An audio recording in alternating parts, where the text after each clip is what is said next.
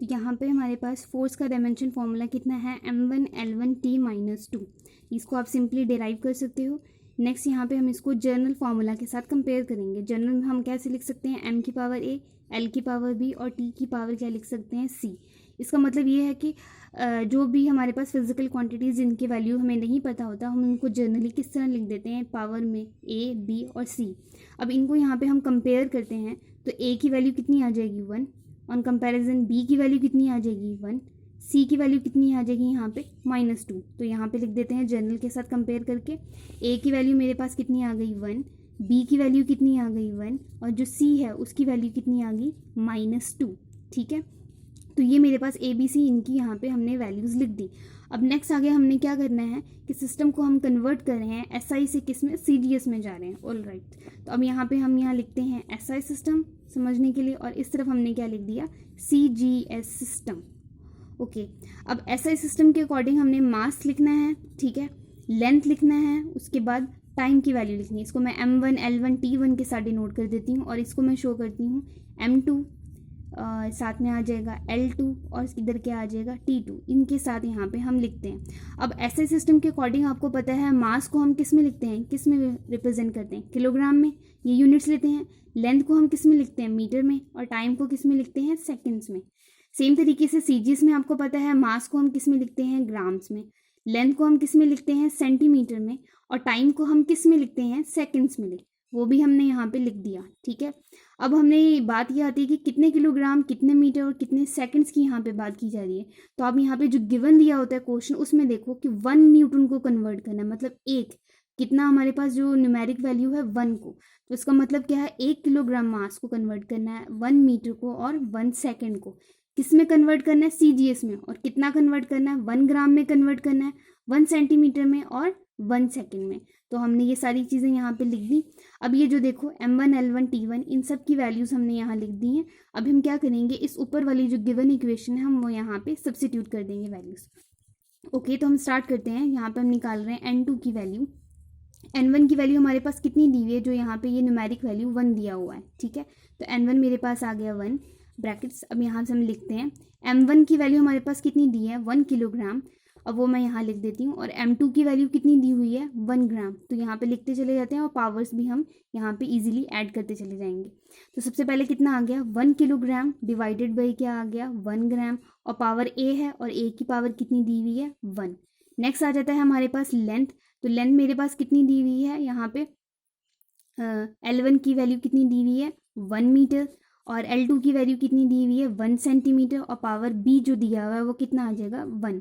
Same तरीके से time को भी लिख लेते हैं, वो कितना आ जाएगा, 1 सेकेंड डिवाइडेड बाई 1 सेकेंड, और पावर दी हुई है C, और C की वैल्यू कितनी दी हुई है, -2। हमने सारी क्वांटिटीज़ यहाँ पे फिल कर दी हैं। ठीक है, अब आगे हमने क्या करना है, 1 को अगर इसके साथ मल्टीप्लाई करो तो सेम ही रहेगा, उसको हम नहीं भी लिखें तो भी चलेगा।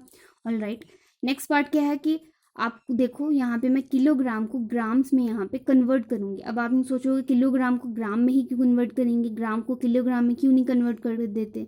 तो इसका मतलब ये है हम इसको ऐसा क्यों कर रहे हैं, क्योंकि हमने जो क्वेश्चन की डिमांड है उसके अकॉर्डिंग चलना है। क्योंकि क्वेश्चन में क्या बोला है कि एसआई सिस्टम को किस में कन्वर्ट करना है, सीजीएस में, ना कि सीजीएस को एसआई में। अगर सीजीएस को एसआई में बोला होता तो मैं ग्राम्स को किलोग्राम में बदलती।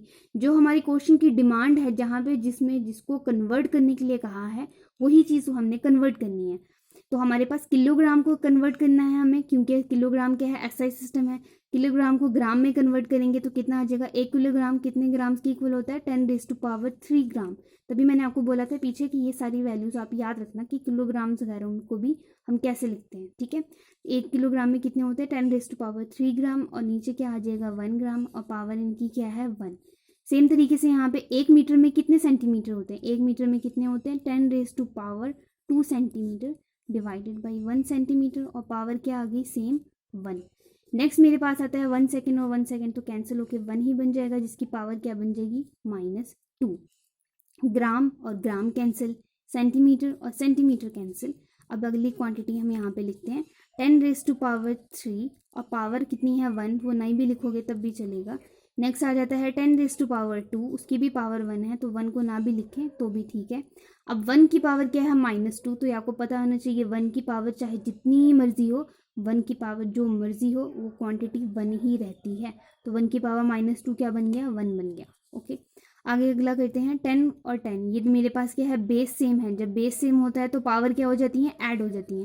तो बेस सेम पावर 10 और ऐड हो जाएगा 3 + 2। पावर्स को ऐड कर दिया तो कितना बन गया, 10⁵5। अब ये 10⁵5 मेरे पास निकल गया, मतलब हमने न्यूटन को किस में कन्वर्ट करना था, डाइन्स में। तो ये मेरे पास क्या बन गया, 10⁵5 डाइन्स। तो 1 न्यूटन मतलब 1 न्यूटन फोर्स में कितने डाइन्स होते हैं, 10⁵5 डाइन्स जो होते हैं फोर्स होते हैं। तो ये सिंपल है जो कन्वर्जन है। ऐसी बहुत सारी एग्जाम्पल दी हुई हैं आपके बुक में, तो आप उस चीज़ को सॉल्व करना। नेक्स्ट हमारे पास आती है use deducing the relations among the physical quantities. इसका मतलब है डेरिवेशन ऑफ द फॉर्मूला, कि जितनी भी दूसरी फिजिकल क्वांटिटीज़ हैं उनके बीच के रिलेशन निकालना। और रिलेशन निकालना मतलब पर्टिकुलर फॉर्मूले को डेराइव करना। अब यहाँ पे जैसे एक एग्जांपल दी हुई है, डेरिवेशन एंड एक्सप्रेशन, ये क्वेश्चन दिया हुआ है basically. Derive an expression for the time period t of a simple pendulum which may depends upon. हमने एक एक्सप्रेशन निकालना है टाइम पीरियड का, कि एक सिंपल पेंडुलम, जो पेंडुलम आपको पता है ये जिस तरह हमारे पास, ठीक है। तो जो सिंपल जो पेंडुलम है उसका जो टाइम पीरियड निकालना है, उसकी जो वैल्यूज़ जो दी हैं उन्होंने बोला जो टाइम पीरियड है वो किस चीज़ पर डिपेंड करता है। पहला mass of Bob small m, उसके जो बॉब जो उसके पास जो लटका होता है, ठीक है, भार जो लगा होता है उस पर। दूसरा लेंथ ऑफ द पेंडुलम, कि पेंडुलम की लंबाई कितनी है। और तीसरा एक्सेलरेशन ड्यू टू ग्रेविटी, ठीक है, कि अर्थ किस ग्रेविटी के साथ उसको पुल कर रही है, ठीक है। अब ये देखो ये चीज़ थी, जैसे ये सीलिंग है, वो बात किसकी कर रहे हैं, सिंपल पेंडुलम है। ये मेरे पास आ गया इसका बॉब, ठीक है, जो मास उसके साथ जो लगा होता है, और उन्होंने बोला। और ये मेरे पास आ गई पेंडुलम की जो लेंथ होती है, और ये जो है किसी टाइम पीरियड के साथ यहाँ पे ये ऑक्सीलेट कर रहा है, ठीक है, ये है ऑक्सीलेट कर रहा है, इधर से इधर आ रहा है और जा रहा है। तो वो यही कह रहे हैं कि टाइम पीरियड इसका निकालना है। ये जो पेंडुलम है वो जो एक्सीलेट कर रहा है, और आपको पता है ग्रेविटी लग रही है, तो ये आ गई small g, acceleration due to gravity नीचे की तरफ। ओके, अब ये चीज़ देखो, अब हमने डायमेंशन के हेल्प से ये भी हमने निकालना है। तो सबसे पहले हम स्टार्ट करते हैं इसको फाइंड आउट करना। जो मेरे पास टाइम दिया है, उन्होंने बोला ना टाइम किसके प्रोपोर्शनल है, किस पे डिपेंड कर रहा है, T is directly proportion to, क्योंकि उन्होंने ये चीज़ नहीं कहा कि टाइम पीरियड इक्वल है, तभी मैंने प्रोपोर्शनैलिटी का साइन दिया। मतलब एक ऐसी क्वांटिटी है जो कि मिसिंग होगी इसमें, तभी इसको हमने प्रोपोर्शनल के फॉर्म में लिया है, डायरेक्टली इक्वल नहीं बोला उन्हें। तो टी किस पे डिपेंड करता है, is directly proportion to the mass of the ball, और length of the pendulum, length पे, और साथ में किस चीज़ पे डिपेंड करता है, उसकी acceleration due to gravity, m/L/g, इस चीज़ पे ये डिपेंड करता है। अब मुझे इसका पता नहीं क्या पावर है, तो मैं इसकी अपनी तरफ से m की पावर a लिख देती हूँ, l की पावर b लिख देती हूँ, g की पावर क्या लिख देती हूँ, c, जो मैंने यहाँ पे निकालनी है बेसिकली। जब प्रोपोर्शनैलिटी का साइन हटता है तो हमारे पास क्या आ जाता है, कांस्टेंट k। मतलब यही कोई मिसिंग टर्म थी जो यहाँ पे आ गया कांस्टेंट के फॉर्म में। m की पावर a, l की पावर b, और g जो है उसकी पावर कितनी आ गई, c आ गई। अब मुझे क्या करना है, यही जो वैल्यूज़ है ना इनकी निकालनी है, ताकि ये फार्मूला इजीली क्या हो जाए, डिराइव हो जाए। अब इसको हमने जो सॉल्व करते हैं with the help of the dimension analysis, उसकी हेल्प से हम सॉल्व करते हैं। अगेन वही लेफ्ट हैंड साइड देखेंगे और राइट हैंड साइड देखेंगे। फिलहाल आपको पता है ये कांस्टेंट k है, तो मैं k को यहाँ पे इन्वॉल्व नहीं करी, बाकी जो क्वांटिटीज़ हैं उनको मैं फिजिकल क्वांटिटीज़ को इन्वॉल्व करती हूँ। ये मेरे पास क्या आ गया है, टाइम। टाइम का आपको पता है डायमेंशन फॉर्मूला क्या होता है, टाइम के पास क्या है, मास है, नहीं है, m की पावर 0, लेंथ है, नो, l की पावर 0, टाइम के पास यहाँ पर टाइम तो है ही, उसकी पावर कितनी आ गई 1, और ये स्क्वायर ब्रैकेट क्लोज। सेम तरीके से अब हम इसका देखते हैं, m का मतलब मास है, l का मतलब लेंथ है, g का मतलब एक्सेलरेशन ड्यू टू ग्रेविटी है। इनके भी हम यहाँ पे लिख लेते हैं, ठीक है। यहाँ पे इसके पास क्या है, सिर्फ m की पावर 1 है, क्योंकि एक ही मास है, l की पावर क्या है 0, और t की पावर भी क्या है 0। इसके डायमेंशन लिख दिए। नेक्स्ट अब हम लेंथ के डायमेंशन लिखते हैं। लेंथ के डायमेंशन कितने आ जाएंगे, मास है नहीं, लेंथ है यस है, सॉरी इसकी पावर a है, क्योंकि टोटल क्वांटिटी जो थी उसकी पावर a दी हुई थी, तो यहाँ पे a भी लिख दिया। m की पावर 0, l की पावर 1, और साथ में यहाँ पे टाइम है नहीं है, लेंथ के पास कोई टाइम नहीं होता, और पावर क्या दी हुई है सबकी b, ठीक है। अगला आ जाता है मेरे पास एक्सेलरेशन ड्यू टू ग्रेविटी, और जो एक्सेलरेशन ड्यू टू ग्रेविटी है उसके पहले भी मैंने आपको बता दिया डायमेंशन क्या होते हैं, m की पावर 0, l की पावर क्या होता है 1, और टाइम जो होती है पावर उसकी होती है -2, और होल पावर हमने यहाँ पे क्या एज्यूम करी है c, तो यहाँ पे लिख दी हमने। क्लियर है यहाँ तक? सारे जो डायमेंशन थे वो हमने बारी बारी सबके डायमेंशन यहाँ पे लिख दिए हैं, ठीक है। अब क्या करते हैं, इस पार्ट को हम यहाँ पे थोड़ा सा सॉल्व कर लेते हैं। ओके, अब टोटल आप m की पावर यहाँ पे कैलकुलेट कर लो, टोटल पावर यहाँ पे कितनी आ जाएगी। पहले मैं कहती हूँ इन पावर्स को ना अंदर यहाँ पे मल्टीप्लाई कर देती हूँ ताकि ईजी हो जाए ऐड ऑन करना। m के साथ a मल्टीप्लाई हो गया m की पावर a, l के साथ तो ज़ीरो ही रहेगा, t के साथ भी ज़ीरो हो जाएगा। नेक्स्ट कितना बन गया मेरे पास, m के पास ज़ीरो ही है, l की पावर b आ जाएगा, t की पावर ज़ीरो।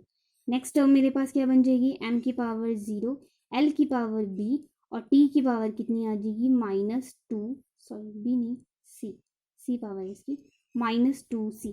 क्लियर है, मतलब पावर्स बस अंदर वाली क्वांटिटीज़ के साथ मल्टीप्लाई होगी, जहाँ जहाँ ज़ीरो था वो तो मल्टीप्लाई होगी, ज़ीरो ही रहेगा ओवरऑल। चलो अब स्टार्ट करते हैं, देखते हैं m यहाँ पे और कितना है, मतलब m की पावर यहाँ पे और कितनी दी हुई है। जो बेस यूनिट है मेरे पास, ये मेरे पास है m, इधर भी m है और इधर भी m है, तो बेस मेरे पास क्या है, कॉमन है, पावर्स क्या हो जाएंगी, ऐड हो जाएंगी, ठीक है। बेस कॉमन m आ गया, पावर यहाँ पे कितनी है a, इधर पावर कितनी है ज़ीरो, इधर पावर कितनी है ज़ीरो, लिख दिया। अगला आ जाओ लेंथ की तरफ, लेंथ मेरे पास इसकी पावर कितनी है ज़ीरो, इधर लेंथ की पावर कितनी है b और इधर लेंथ की पावर कितनी दी हुई है c। अगले की तरफ आ जाते हैं, वो है टाइम। टाइम की यहाँ पे पावर कितनी दी है ज़ीरो, यहाँ पे टाइम की पावर कितनी दी हुई है ज़ीरो, वो ऐड कर देते हैं। यहाँ पे पावर कितनी दी हुई है -2c, वो लिख देते हैं और ब्रैकेट कर दिया हमने यहाँ पे क्लोज। अगला यहाँ पे टोटल ऐड होके सब कुछ क्या बन जाएगा, m की पावर a, लेंथ का यहाँ पे ऐड होके क्या बन जाएगा, l की पावर b प्लस c, और टाइम यहाँ पे कितना बन जाएगा, ज़ीरो प्लस ज़ीरो और प्लस माइनस कितना बन जाएगा -2c। ये मेरे पास बन गए डायमेंशन, जर्नल हमने यहाँ पे ये लिख दिए। और इस तरफ मेरे पास क्या क्वांटिटी थी, वही सेम क्वांटिटी जो नीचे आ रही थी हमारे पास, m की पावर ज़ीरो, l की पावर ज़ीरो, t की पावर 1। ओके, अगेन हमने क्या करना है, इन दोनों की जो हमारे पास m बेस जो कॉमन है, तो हम इनकी जो पावर्स हैं उनको हम इक्वेट करके लिख सकते हैं। तो ओके, हम लिख देते हैं, पहले m की पावर्स को इक्वेट करते हैं। a इज इक्वल टू यहाँ पे a किसके बराबर आ जाएगा, ज़ीरो के, ठीक है। अब l की पावर्स को इक्वेट करते हैं, l की पावर क्या है इस तरफ b प्लस c, तो इधर क्या है यहाँ पे ज़ीरो, ठीक है। नेक्स्ट मेरे पास आ जाता है t की पावर को इक्वेट करते हैं, t की पावर यहाँ पे कितनी है -2c और इस तरफ कितनी है 1, ठीक है। अब बारी बारी a की तो पावर निकल चुकी है, वो ज़ीरो है, अब b निकालना है, c निकालना है। यहाँ से मैं c निकाल सकती हूँ इजीली, 1 को यहाँ लिखा, -2 को इधर ले आई, तो कितना बन गया, c की पावर, c की वैल्यू कितनी आ गई -1/2। अब यहाँ से मैं इसकी भी वैल्यू निकाल सकती हूँ, b प्लस c की वैल्यू कितनी निकाली थी -1/2 इज इक्वल टू कितना आ गया ज़ीरो। अब मैं यहाँ से क्या करती हूँ, -1/2 इस तरफ ले जाऊँगी तो वो क्या बन जाएगा, प्लस का 1/2। तो b की वैल्यू कितनी आ गई 1/2, a की वैल्यू कितनी आ गई ज़ीरो और c की वैल्यू कितनी आ गई -1/2। अब ये सारी वैल्यूज़ हमने कहाँ पे सब्स्टिट्यूट करनी है, इस वाली इक्वेशन में। यहाँ पे टाइम की इक्वेशन में पुट कर देते हैं, ये मेरे पास क्या बन जाएगा, t, मैं जनरल इक्वेशन ये वाली जो लिख देती हूँ, पहले क्या लिखी थी, t इज इक्वल टू के m पावर a, जो साथ में था l की पावर b और जो c, ये आ गया हमारे पास g की पावर c।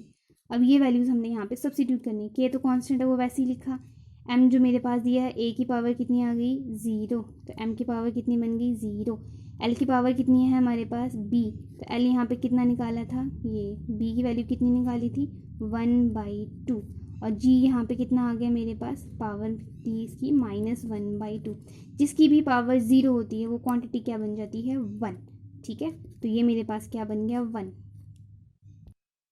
ये मेरे पास क्या बन गया m की पावर ज़ीरो, तो ये 1 आ गया। बाकी सारी क्वांटिटीज़ यहाँ पे सेम लिख दी, ठीक है। अब इस तरफ कर देती हूँ मैं solve, t is equal to किसके इक्वल आ गया, k l की पावर 1/2 और g की पावर कितनी आ गई -1/2। तो ये आपको पता है जो माइनस वाली टर्म है उसको हम ओवर के फॉर्म में भी लिख सकते हैं, मतलब बटे के फॉर्म में डिवाइड कर देते हैं, नीचे लिख देती हूँ मैं, तो पावर कितनी बन जाएगी, पॉजिटिव हो जाएगी, ठीक है। तो पावर कितनी आ गई मेरे पास l⁻² 1/2 और g की पावर कितनी आ गई प्लस की 1/2। और आपको पता है 1/2 का मतलब क्या होता है, अंडर रूट, ठीक है। तो इसके पास भी 1/2, इसके पास भी 1/2, इसको